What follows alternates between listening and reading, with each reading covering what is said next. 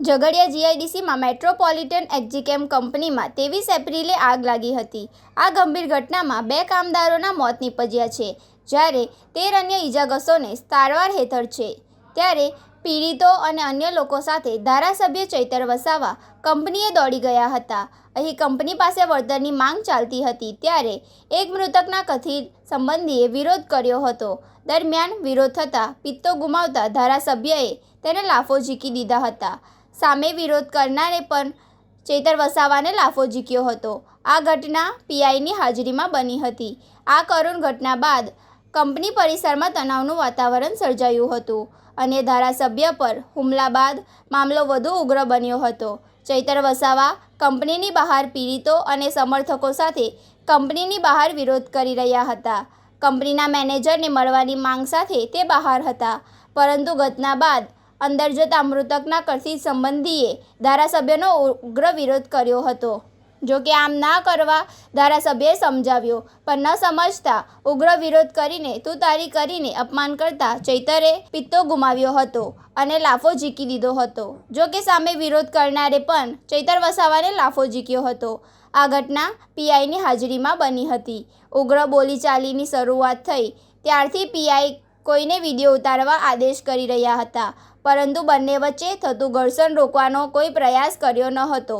કંપનીમાં લાગેલી ભીષણ આગને પગલે કુલ 15 કામદારો દાઝી ગયા હતા, જેમાંથી સારવાર દરમિયાન 2 કામદારોએ જીવ ગુમાવ્યા છે। અન્ય ઇજાગ્રસ્તોની હોસ્પિટલમાં સારવાર ચાલી રહી છે। આ ઘટનાને પગલે સ્થાનિક સ્તરે રોષ જોવા મળી રહ્યો છે।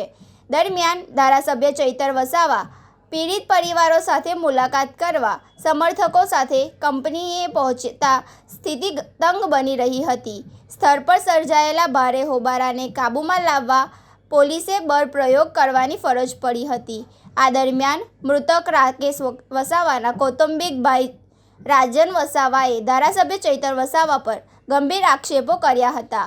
તેમણે જણાવ્યું હતું કે ધારાસભ્ય પીડિત પરિવારને ન્યાય આપવાને બદલે માત્ર કંપની પાસેથી નાણાં વસૂલવા માટે આવ્યા છે, જેના કારણે આ મામલે રાજકીય રંગ પણ ભળી ગયો છે।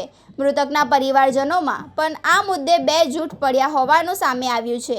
કંપની મેનેજમેન્ટે પીડિતોને યોગ્ય વળતર આપવાની જાહેરાત કરી છે, પરંતુ ચૈતર વસાવાએ મૃતકોના પરિવારજનોને 1 કરોડ રૂપિયાની સહાય ચૂકવવાની માંગ કરી છે।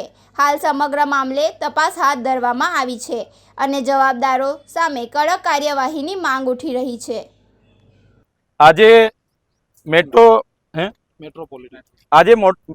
અમે મેટ્રોપોલિટિક્સ પ્રાઇવેટ લિમિટેડ કંપનીના ગેટ પર છે।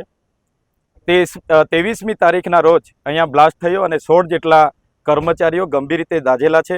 એમાંથી 2 લોકોને આજે મૃત્યુ થયા છે અને કંપનીના મેનેજમેન્ટ દ્વારા કોઈ પણ જાતના વળતરની વાત કરવામાં આવતી નથી।